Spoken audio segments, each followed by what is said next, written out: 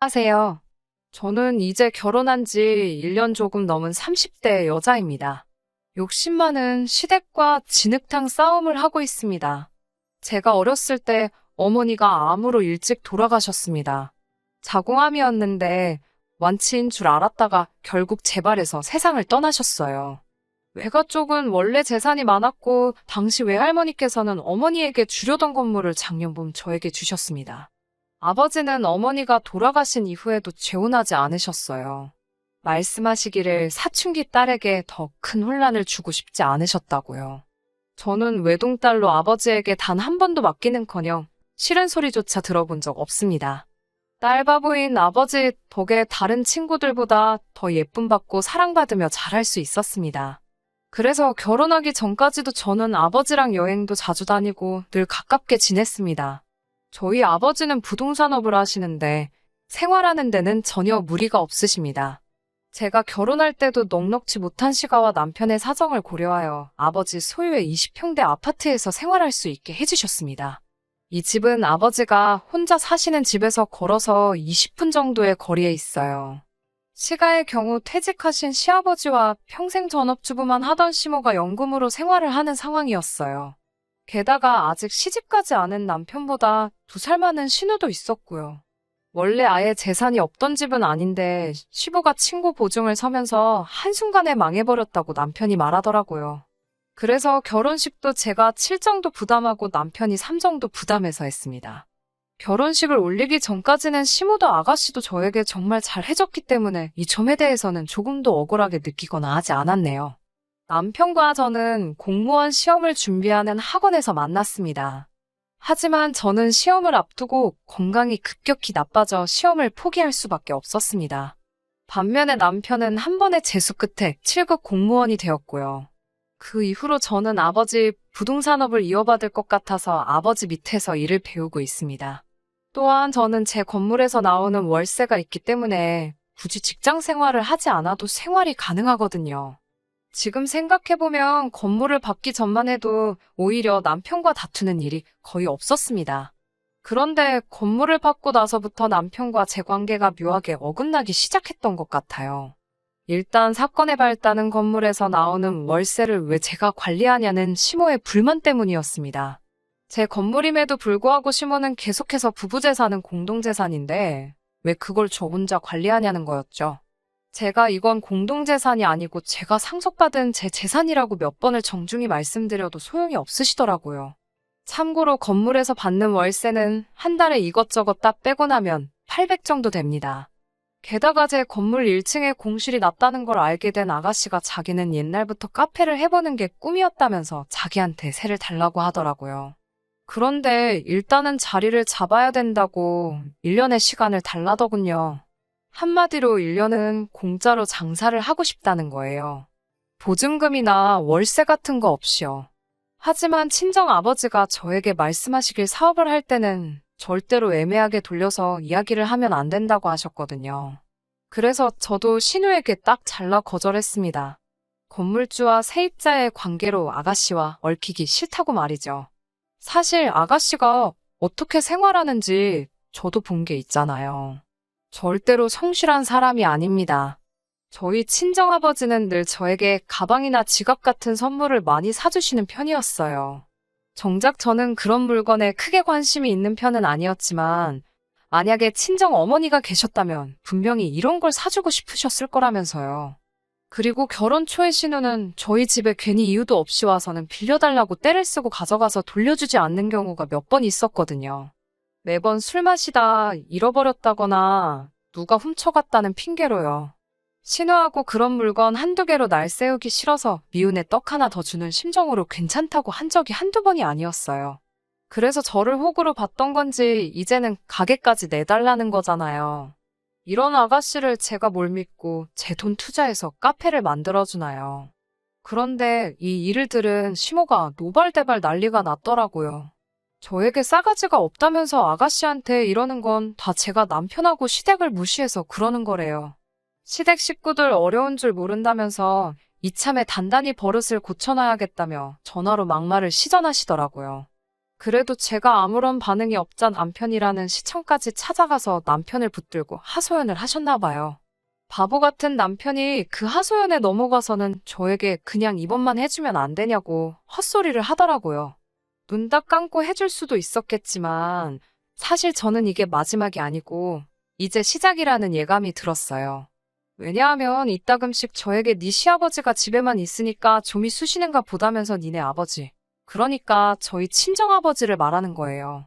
맨날 저희 아버지더러 사돈이 아니고 너네 아버지 그렇게 표현하세요. 아무튼 니네 아버지 사무실에서 뭐 자빌이라도 하게 취직 좀 시켜달라고 하셨어요. 월급은 300 정도면 된다는 말씀과 함께요. 그래서 아마 제가 신우에게 카페를 해도 된다고 하면 분명히 다음에는 시아버지 일자리도 밀어붙이실 분들이었어요. 저한테는 이도 안 들어가니까 시모랑 아가씨가 어지간히 화가 났던 모양이에요. 자기 아들을 달달 볶았는지 이제 슬슬 남편도 짜증이 난 눈치더라고요. 급기야 며칠 전에는 술을 잔뜩 마시고 들어와서는 저더러 그까짓 건물 하나 있는 걸로 왜 유세를 부리냐며 어림도 없는 헛소리를 하더라고요. 제가 요즘 카페가 얼마나 많은지 아냐고 장사 우습게 보는 거 아니라고 말했어요. 자꾸 이런 식으로 나오면 시댁 식구들하고 안 보고 살겠다고 했어요. 그러자 남편이 저에게 쌍욕을 하며 시댁으로 가버렸습니다. 그래도 제가 전화도 안 하고 아무런 반응을 안 보이자 한 일주일 만에 들어와서는 한다는 소리가 이제 집에 저희 친정아버지 못 오시게 하랍니다. 친정아버지 집에도 한 달에 한 번만 가라고 하더라고요. 20분 거리 사시는 친정아버지 혼자 식사하시는 게 마음에 걸려오고 갔던 거고. 그렇다고 저희 아버지가 남편하고는 한 번 제대로 마주친 적도 없는데 갑자기 친정아버지를 걸고 넘어지니 이놈이 제정신인가 싶더라고요. 지금 사는 이 집도 친정아버지가 해주신 거나 마찬가지인데 남편이 무슨 생각으로 저러는지 어이가 없더라고요. 저는 그렇게는 못하겠다고 맞섰고요. 그러더니 이번에는 시모한테 잘못했다고 시모가 하라는 대로 하겠다고 사과하랍니다. 다시 한번 싫다고 했더니 얘이는 어디다 팔아먹고 맨날 지 애비밖에 모른다면서 애비애비 거리더라고요. 저더러 엄마 없이 자라서 시모한테 효도하는 법도 모른다면서요. 그 말을 듣고 있으니 가슴을 누가 후벼 파는 것 같아서 짐 싸서 아버지 집으로 와버렸습니다. 집에 오자마자 제가 꺽꺽 울어대니 친정아버지가 놀라서 왜 그러냐고 물으셨어요. 저는 그동안 있었던 일을 말씀드렸고 친정아버지는 일단 마음을 추스리라고 하셨습니다. 아버지가 방법을 찾아보겠다고요. 결혼 전에 쓰던 방에서 마음을 추스리며 내린 결론은 이혼이 답이더라고요. 제가 뭐 한다고 이런 시댁에 돈줄이 되어야 하나 싶어서요. 아침까지 남편한테 친정 집 전화로 제 핸드폰으로 계속 전화가 오더라고요. 시모한테도 몇 번 왔고요. 집에 가서 마저 짐을 챙겨오고 싶은데 혹시나 시모를 마주칠까 무서워서 못 가겠더라고요. 친정 아버지는 고모한테 전화해서 제 이야기를 다 하셨나 봐요. 고모와 사촌 오빠까지 저를 위해 나서주겠다고 했어요. 참고로 고모부는 법률 쪽에서 일하셨기 때문에 법적 절차는 걱정할 것 없다고 하셨습니다. 다들 제 손을 꼭 잡아주면서 앞으로는 어려운 일도 힘든 일도 없을 거니까 마음만 강하게 먹으라고요. 점심을 먹고 저와 사촌 오빠는 제가 살던 집으로 향했습니다. 도어락도 바꾸고 남편도 내보내기 위해서요. 저희 아버지 집이니 아버지가 나가라고 하면 어쩔 도리가 없으니까요. 집안에 간이 아니나 다를까 시모와 아가씨가 거실에 떡하니 앉아있더라고요. 저는 떨리는 마음을 추스리면서 그 둘을 유령 취급하고 제 집 몇 가지를 챙겨서 방에서 나왔습니다. 열쇠하는 분을 불러 도어락을 바꾸기 시작하니까 시모랑 아가씨가 난리가 났습니다. 사촌 오빠 옷을 잡아 끌고 저를 때렸습니다.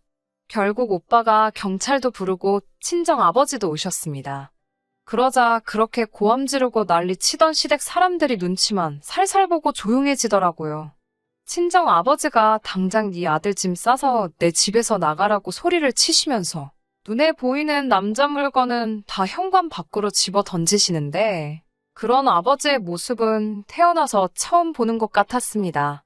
시집 잘못 간 바보 같은 저 때문인 것 같아서 눈물이 나더라고요.